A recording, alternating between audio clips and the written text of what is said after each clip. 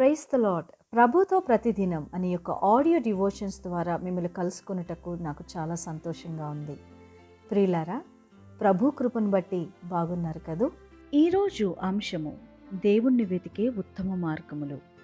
లేఖన భాగము యెషయా గ్రంథము 55:6.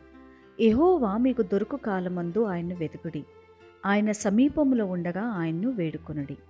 స్నేహితులారా, మన ఎడల దేవుని కృప విస్తరించబడాలి అనంటే ఆయన్ని ఎల్లప్పుడూ కూడా మనము వెతికే వారముగా ఉండాలి. అయితే కొన్ని ఉత్తమ మార్గములు నేను మీకు తెలియచేస్తాను. మొట్టమొదటిది, దేవుని వాక్యం చదవాలి.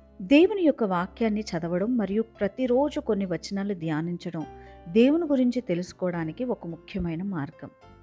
లోగోస్, రేమా అనే రెండు గ్రీకు పదాలు మనకి కనిపిస్తూ ఉన్నాయి. లోగోస్ అనేది వ్రాతపూర్వకమైన దేవుని యొక్క వాక్యము, అక్షరానుసారమైన బైబిల్ గ్రంథాన్ని సూచిస్తూ ఉంది. ఇది సత్యము, జ్ఞానము మరియు అవగాహనకు మనకు మూలమవుతుంది. రెండవది రేమా అనేది గ్రీకు పదం. అయితే ఇది దేవుడు మనతో మాట్లాడే సంగతిని గురించి సూచిస్తుంది. ఇది పరిశుద్ధాత్మ దేవుడు మనకు తెలియచేసే లేఖనము లేకపోతే సత్యవాక్యం అని మనం అర్థం చేసుకోవాలి. రెండవది ప్రార్థన. ప్రార్థన ద్వారా దేవుని వెతకటం అనేది ఒక ఉత్తమమైన మార్గం. దేవునితో మాట్లాడటానికి ప్రతిరోజు సమయాన్ని వెచ్చించాలి.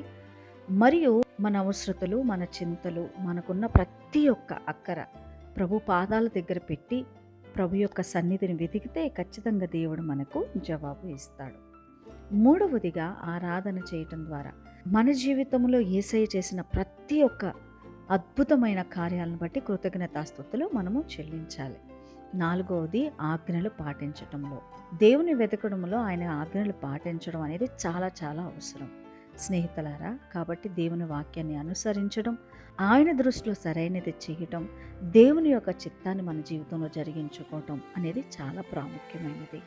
కాబట్టి దేవుని వెతకడంలో 4 ఉత్తమమైన మార్గాలు. మొట్టమొదటి దేవుని వాక్యం చదువుట ద్వారా, అలాగే ప్రార్థన చేయటం ద్వారా, ఆరాధన చేయటం ద్వారా, అలాగే 4వది ఆజ్ఞలు పాటించటం.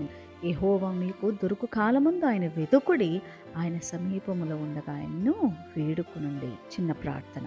మహాపరిశుద్ధుడు అయిన దేవా, నీ బంగారు పాదాలకు వందనాలు. మా జీవితాలను సంపూర్తిగా మీకు అర్పిస్తున్నామయ్యా. మా ప్రాణ, ఆత్మ, దేహాలను, మాకున్న సమస్తమును మీకు అప్పగిస్తాము. నీ నామానికి మాత్రమే మహిమ తెచ్చు వారముగా మేము జీవించినట్లు కృపను అనుగ్రహించమని అడుగుతూ యేసుక్రీస్తు అతి పరిశుద్ధ నామమున వేడుకొంచున్నాము తండ్రి.